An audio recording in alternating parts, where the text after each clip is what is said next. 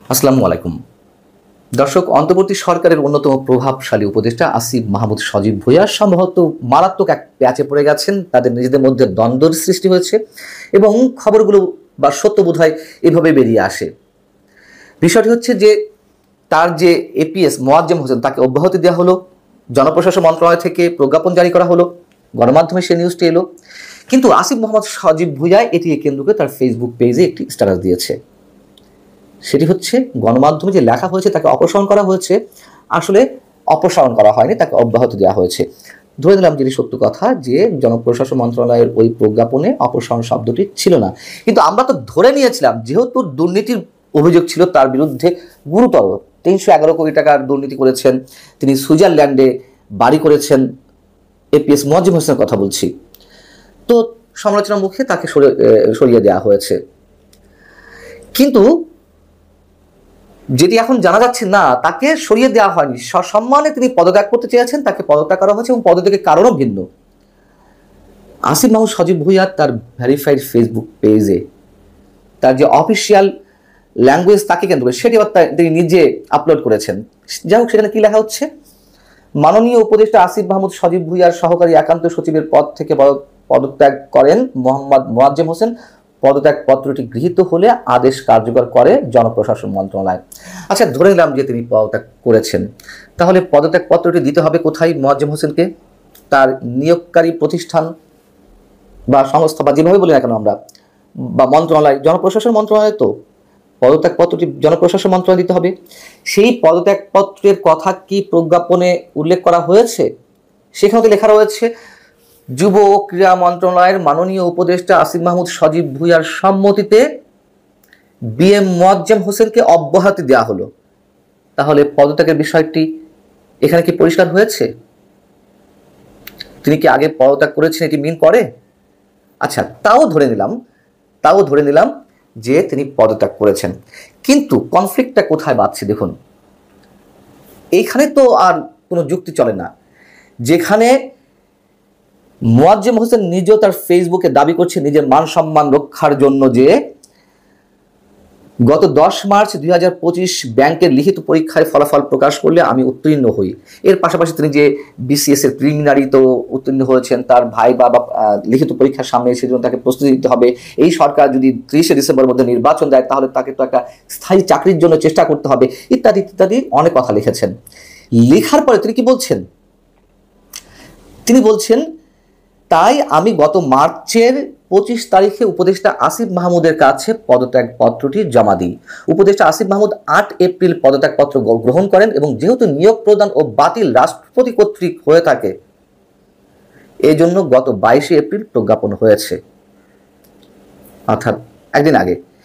এরপর গণমাধ্যমে পদত্যাগকে অপসারণ হিসেবে ভুলভাবে উত্থাপন করা হয়। আমার যদি জানার ভুল না থাকে, আমি বিষয়টি জানতাম, তারপরেও অন্য আরো বেশ কয়েক জায়গায় ক্রস চেক করেছি, তারপরেও যদি ভুল না থাকে, এপিএস তো আর সরকার কর্তৃক সরকারি চাকরি নয়, এটি তো তার যে নিয়োগপত্র সেই নিয়োগপত্রে লেখা রয়েছে সংশ্লিষ্ট মন্ত্রণালয়ের মন্ত্রী বা উপদেষ্টা যতদিন তার উপরে সন্তুষ্ট থাকবেন বা ইচ্ছা পোষণ করবেন থাকার জন্য ততদিন তিনি থাকবেন। এখানে তো রাষ্ট্রপতির অনুমোদনের কোনো প্রয়োজন নেই। জনপ্রশাসন মন্ত্রণালয় নিয়োগ দিয়েছিল, জনপ্রশাসন মন্ত্রণালয় সর্বোচ্চ তারাই তার পদত্যাগ পত্রটি গ্রহণ করতে পারেন, তার অব্যাহতি দিতে পারেন, তাকে অপসারণের বিষয় মন্ত্রী বা উপদেষ্টার সঙ্গে যোগ সাজস্য করতে পারেন। এখানে রাষ্ট্রপতি প্রসঙ্গটি আসবে কেন? এবার আসুন, যে কথা বলছিলাম যে প্যাচে পড়েছে, দুর্নীতি ভাই হয়েছে। দুর্নীতি কোথায় কি হচ্ছে আমরা সবকিছু না জানলেও কম বেশি তো জানি, এবং লোকমুখে তো এগুলো একেবারে স্বীকৃত।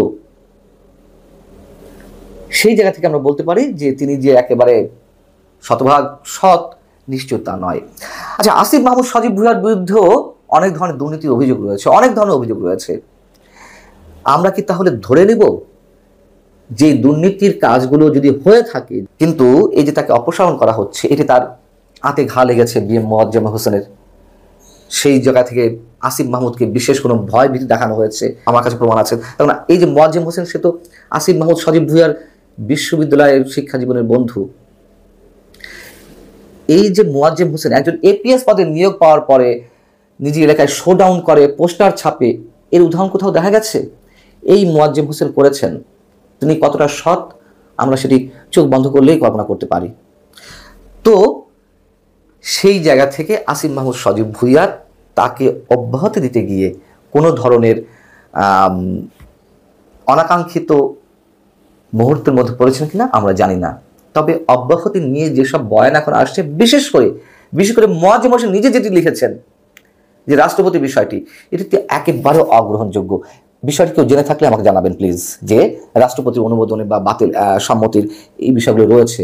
এখন বিষয়টা হচ্ছে কি, শেখ হাসিনা একটি সংবাদ সম্মেলনে বলেছিলেন যে তার এপিএস 400 কোটি টাকার মালিক হয়েছেন, তিনি চলে যাওয়ার পরে তিনি জানতে পেরেছেন। তখন আমরা অনেকে সমালোচনা করেছিলাম তার এপিএস বা পিওন যাই হোক না কেন, মিস্টার জাহাঙ্গীর, তিনি 400 কোটি টাকা মালিক হয়েছেন, তিনি আগে থেকে কেন জানতেন না? আর জানলেনও বা যদি, তিনি চলে যাওয়ার পরে তার বিরুদ্ধে কি ব্যবস্থা নেওয়া হয়েছে?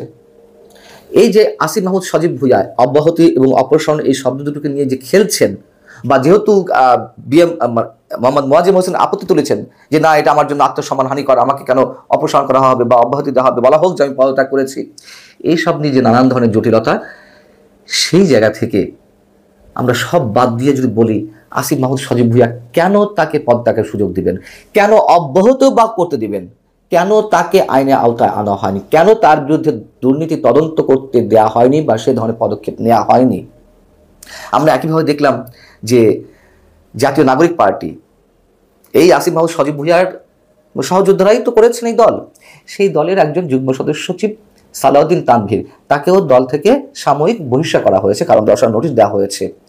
এই সালাউদ্দিন তানভীর, তার বিরুদ্ধে তো গুরুতর অভিযোগ, জেলা প্রশাসক নিয়োগে তিনি তদবির করেন, ডিসি নিয়োগে, আরো অনেক বিষয়, বড় বড় বিষয় তিনি তদবির করছেন, বাণিজ্য করছেন, সচিবালয়ে নিয়মিত যাচ্ছেন, এবং এগুলো যখন সোশ্যাল মিডিয়াতে প্রকাশ পেল, তিনি যাওয়া আসা করছেন, সচিবদের ঘরে যাচ্ছেন, তখন জাতীয় নাগরিক পার্টি এই অ্যাকশনটি নিল, তাও সাময়িক।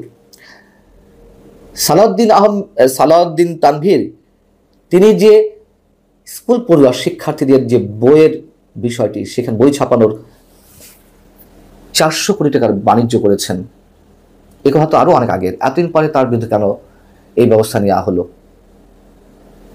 এবং সরকার কি জানতো না যে 400 কোটি টাকা না হোক, 200 কোটি না হোক, 100 কোটি না হোক, 50 কোটি, 5 কোটি টাকার বাণিজ্য করেছে? এবং যার কারণে, এইসব কারণেই তো এইবারের বই ছাত্রদের হাতে, শিক্ষার্থীদের হাতে সময় ঠিক সময় তো পৌঁছায়নি। জানুয়ারি 1 তারিখ থেকে জানুয়ারি, ফেব্রুয়ারি, মার্চের মাঝামাঝি গিয়ে সম্পূর্ণ বই বিতরণ করা সম্ভব হয়েছে। এই যে শিক্ষার্থীদের জীবন নিয়ে ছিনিমিনি খেলা হলো, সরকারের ডক্টর মোহাম্মদ ইউনূসের মিনিমাম কোনো দায়িত্ব নেই যে এই মানুষগুলোকে ধরা? আমরা যত শুনেছি তিনি সবই জানেন, জেনেও সবকিছু অ্যাভয়েড করার চেষ্টা করেন, বিকজ তার গদি রক্ষা করতে হবে। তার নিয়োগকর্তারা তো ছাত্ররা, কি আর বলার থাকতে পারে আমাদের? আল্লাহ হাফেজ, ভালো থাকুন।